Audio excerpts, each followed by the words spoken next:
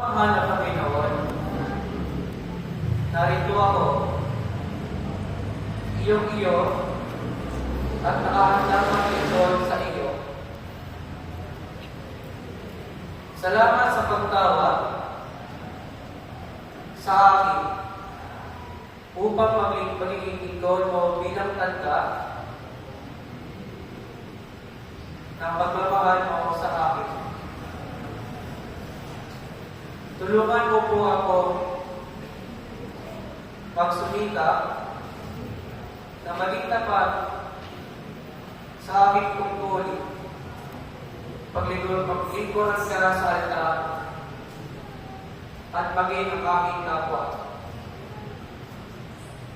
Loobin mo po pagsumitapan kung maging mabuting halimbawa sa lahat at tumulong sa mga tao mapalapit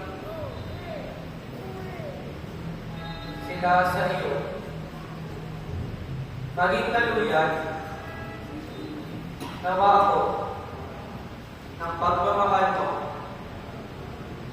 para sa aming sambayanan na pinili kong paglingkuran. Hindi man karapat-dapat, ngunit pinili mo ako. Hinihiling namin ito sa pamamagitan ni Jesucristo,